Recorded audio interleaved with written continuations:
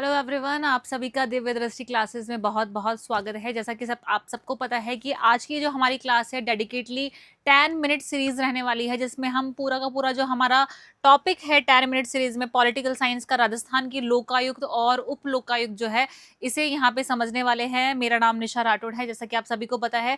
आइए इस टॉपिक को हम शुरू करते हैं। जैसा कि आपको क्या ध्यान रखना है यहाँ पे, सबसे पहले कि जो राजस्थान में जो लोकायुक्त है उसकी जो नियुक्ति है उसकी अनुशंसा सबसे पहले किसने की है। तो इसकी नियुक्ति की अनुशंसा यहाँ पे किसने की है? राजस्थान प्रशासनिक सुधार समिति 1963 में सुधार समिति आई है। इसने क्या कहा? सबसे पहले राजस्थान में क्या होना चाहिए? लोकायुक्त होना चाहिए। इसके साथ ही आपको क्या ध्यान रखना है कि जो ये लोकायुक्त का जो नाम है, जो ये लोकायुक्त और जो लोकपाल का जो ये नाम जो है, ये वर्ड है, ये किसने दिया है? तो ये दिया है आपका लक्ष्मी नारायण सिंघवी जी है। इन्होंने क्या दिया है? ये वर्ड आपका यहाँ से दिया है। आगे देखते हैं हम इसके अंदर कि धारा 1 जो है लोकायुक्त की, धारा 1 में क्या लिखा गया है? धारा 1 के अंदर आपका जो लोकायुक्त है और उप लोकायुक्त का जो अधिनियम है, तो राजस्थान में कब आया है? 1973 में आया है। इसके बारे में बताया गया है। और आपको बेटा जी इसकी ध्यान रखनी है डेट। डेट बहुत ज्यादा इंपॉर्टेंट है। डेट क्या है राजस्थान में इसके आने की? 3 फरवरी 1973 को क्या है, ये जो अधिनियम है ये पास हुआ है 3 फरवरी 1973। और इसके साथ ही क्या ध्यान रखना है? राष्ट्रपति की मंजूरी कब मिली है इसे? राष्ट्रपति की मंजूरी मिली है 26 मार्च 1973 को। तो डेट 3 फरवरी 1973, 26 मार्च 1973 को राष्ट्रपति की मंजूरी मिली है। और इसके साथ ही हम देखते हैं धारा 3 में क्या लिखा है। धारा 3 के अंदर राज्यपाल क्या करेगा? लोकायुक्त की नियुक्ति करेगा। तो राज्यपाल द्वारा लोकायुक्त की नियुक्ति और शपथ की बात कहाँ है? धारा 3 के अंदर है। तो हम देखते हैं राज्यपाल की नियुक्ति के लिए क्या है, यहाँ पे एक परामर्श समिति भी गठित की गई है। तो राज्यपाल के द्वारा जब नियुक्ति होगी तो एक परामर्श समिति है, और इस परामर्श समिति के अंदर कौन कौन होगा? तो इस समिति के अंदर होंगे आपके सीएम तो होंगे, जो मुख्यमंत्री है वो क्या होंगे? चेयरपर्सन होंगे। जो हाई कोर्ट का मुख्य न्यायाधीश है, जो राजस्थान हाई कोर्ट का मुख्य न्यायाधीश है, वो इस समिति में होगा। और क्या होगा यहाँ पे? विपक्ष का नेता। तो ये तीनों ही मिलकर क्या करेंगे? आपके सीएम, आपके विपक्ष का नेता और हाई कोर्ट का जो मुख्य न्यायाधीश है, ये तीनों ही मिलकर क्या करेंगे? यहाँ पे राज्यपाल को परामर्श देंगे कि किस व्यक्ति को यहाँ पे नियुक्त करना चाहिए एज ए लोकपाल। ये बात आपको यहाँ से ध्यान रखनी है। आगे देखिए तो धारा 4 में क्या लिखा गया है। धारा 4 क्या बताती है कि कहीं अन्य पद क्या है यहाँ पे धारण नहीं किया जा सकता जो व्यक्ति लोकायुक्त नियुक्त होता है। धारा 5 के अंदर है कि यहाँ पे जो पदावधि है और उसकी जो सेवा शर्तें हैं उसकी बात यहाँ पे की गई है। तो पदावधि और सेवा शर्तें क्या है कि 5 वर्ष की पदावधि रहेगी और पुनर्नियुक्ति का पात्र यहाँ पे नहीं है। मतलब एक बार कोई व्यक्ति अगर लोकायुक्त बन जाता है तो फिर से वापस क्या है, लोकायुक्त पद के लिए नियुक्त नहीं हो सकता। त्याग पत्र किसको देना होगा? त्याग पत्र भी राज्यपाल को देना है। मतलब नियुक्ति भी राज्यपाल, त्याग पत्र भी राज्यपाल, और साथ में क्या है यहाँ पे आपको ध्यान देना है कि जो शपथ है वो भी किसके समक्ष दिलाई जाएगी? राज्यपाल के समक्ष दिलाई जाएगी। वेतन और भत्तों की बात करें तो यहाँ से आपको ध्यान रखना है, जो हाई कोर्ट का मुख्य न्यायाधीश है उसके इक्वल ही क्या होंगे? जो राजस्थान हाई कोर्ट के मुख्य न्यायाधीश है उनके समान ही क्या होंगे? यहाँ पे वेतन और भत्ते मिलेंगे। आपको धारा 6 यहाँ पे ध्यान रखनी है कि पद से हटाया जाना। मतलब जो पद से हटाए जाने के लिए राज्यपाल द्वारा क्या होगा? न्यायालय की जांच के बाद ही क्या हो सकता है? पद से हटाया जा सकता है। मतलब अगर वो पद के अवमानना करते हैं तो राज्यपाल क्या कर सकते हैं? न्यायालय की जांच के लिए इसको भेज सकते हैं और उसके बाद ही क्या होगा? राज्यपाल द्वारा इनको पद से हटाया जाएगा। इसके साथ ही अगर हम देखते हैं धारा 7 जो कि बहुत इंपॉर्टेंट है, एग्जाम में मोस्टली यहाँ से क्वेश्चन आते हैं, तो क्या ध्यान रखना है? धारा 7 में क्या है? शक्तियां और क्षेत्राधिकार है कि कौन व्यक्ति क्षेत्राधिकार में आते हैं कि लोकायुक्त उनकी शिकायत कर सकता है, जांच कर सकता है, उनके अगेंस्ट एक्शन ले सकता है, और कौन नहीं आते हैं। क्वेश्चन यहाँ से बहुत ज्यादा बनता है आपका। तो हटाने का क्षेत्राधिकार किस किस को है? बहुत ध्यान से याद करना है। कौन कौन है?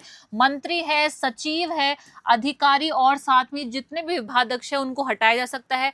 उनके खिलाफ शिकायत यहाँ पे एक्सेप्ट की जाएगी लोकायुक्त के द्वारा। आगे देखते हैं जिला प्रमुख है, यहाँ पे उप जिला प्रमुख, पंचायत समिति के प्रधान और उप प्रधान भी क्या है? इस क्षेत्राधिकार के अंदर आएंगे। नगर निगम के कितने भी आपके जो महापौर है और उप महापौर क्या है इसके अंदर आने वाले हैं। नगर परिषद के अध्यक्ष और उपाध्यक्ष भी क्या है इस क्षेत्राधिकार में है। और साथ में जितने भी आपके रजिस्टर्ड सोसाइटीज है उनके अधिकारियों की जांच भी कौन कर सकता है? कौन इनकी शिकायतों को एक्सेप्ट कर सकता है? जो लोकायुक्त है वो यहाँ से एक्सेप्ट करेंगे।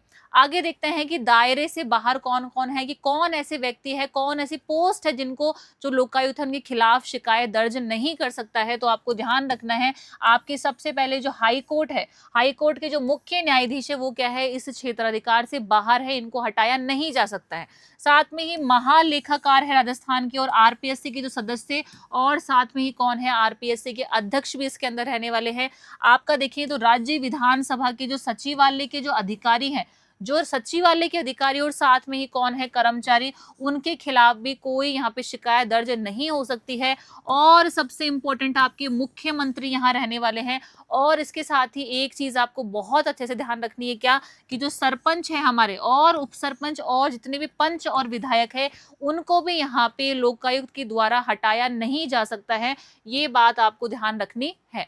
आगे चलते हैं हम इसके अंदर, आगे आपको ध्यान रखना है, बहुत इंपॉर्टेंट बात है कि राजस्थान के संदर्भ में देखिए तो अभी अभी हमने देखा कब आया, 3 फरवरी 1973 को आया।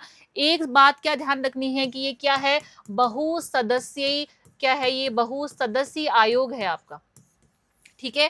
क्योंकि यहाँ पे एक तो क्या होगा, लोकायुक्त होगा, और 8 क्या होंगे उसके सदस्य, मतलब एक लोकायुक्त और 8 उप लोकायुक्त यहाँ पे होने वाले हैं। जब ये 3 फरवरी 1973 को आया तो राजस्थान में राज्यपाल कौन थे आपके, सरदार जोगेंद्र सिंह कौन थे यहाँ पे राज्यपाल थे। साथ में सीएम कौन थे इस समय, तो बरकतुल्ला खान जी कौन थे यहाँ पे राजस्थान में सीएम थे। इसके साथ ही आपको क्या ध्यान रखना है कि प्रथम लोकायुक्त कौन थे यहाँ पे, प्रथम लोकायुक्त है आपके आईडी दुआ जी, जो कब नियुक्त हुए, डेट याद रखनी है आप सभी को, 28 अगस्त 1973 को जो है ये आपके आईडी दुआ जी जो है, जो प्रथम लोकायुक्त बने थे, उनकी नियुक्ति यहाँ देखी जाती है। और साथ में ही वर्तमान में लोकायुक्त कौन है, तो वर्तमान में लोकायुक्त है आपके प्रताप कृष्ण लोहरा जी, जो प्रताप कृष्ण लोहरा जी है, 2021 से इनकी नियुक्ति हुई और वर्तमान में क्या है आपके ये लोकायुक्त के पद पर क्या है यहाँ पे विराजमान है। और साथ ही क्या ध्यान रखना है, प्रथम उप लोकायुक्त कौन थे, एग्जाम में क्वेश्चन पूछा गया है आपके, तो के पी यू मेनन जो थे वो कौन थे आपके प्रथम लोकायुक्त थे। और इसके साथ ही आपको क्या ध्यान रखना है कि सर्वाधिक 2 बार आपके लोकायुक्त कौन बने हैं लगातार, ठीक है। एक बार कार्यवाहक रहे हैं, एक बार परमानेंट रहे, तो कौन रहे ये, महेंद्र भूषण जी रहे हैं, ये आपको ध्यान रखना है। और साथ में ही इस कार्यवाहक राज्यपाल रहने वाले जो लोकायुक्त, मतलब ऐसे लोकायुक्त जो कौन रहे हैं, कार्यवाहक राज्यपाल की पोस्ट भी इन्होंने निभाई है। तो यहाँ पे आपके 2 लोकायुक्त ऐसे हैं, कौन कौन से हैं, एक तो डीपी गुप्ता जी है और एक मिलाप चंद जैन जी है।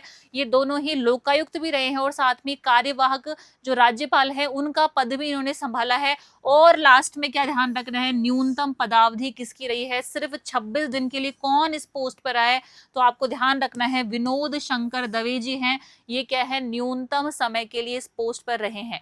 और इस तरह से क्या हो जाता है, आपका पूरा जो लोकायुक्त का चैप्टर है, जो हम इतने टाइम से, मुझे लगता है याद करने में काफी समस्या आती है, लेकिन अगर आपको पूरा का पूरा वन शॉट रिवीजन जो है, मैंने, मुझे लगता है 10 मिनट हुए भी नहीं होंगे शायद आपके, तो 10 मिनट के अंदर क्या करवा दिया है, पूरा लोकायुक्त का रिवीजन आपको करना है। स्टूडेंट्स क्या ध्यान रखना है, इन फैक्ट्स को टिप्स के ऊपर याद कर लो, क्योंकि फैक्ट्स ही आपके जो है एग्जाम में सीधा आता है। और ये टॉपिक मुझे लगता है राजस्थान के जितने भी एग्जाम है, चाहे आपका सीईटी लो, वीडियो पर पटवार, कांस्टेबल, जितने भी एग्जाम है पॉलिटी के अंदर ये टॉपिक रहता ही है और क्वेश्चन अच्छे स्तर का देखा जाता है। इसी तरह की सीरीज के लिए आपको क्या करना है, आपको दिव्य दृष्टि क्लासेस का जो यूट्यूब चैनल है उसको सब्सक्राइब कर लेना है, जिससे कि आपको नोटिफिकेशन मिले। और साथ में क्या करना है, इस वीडियो को लाइक करना और कॉमेंट करना मत भूलना। Thank you so much once again.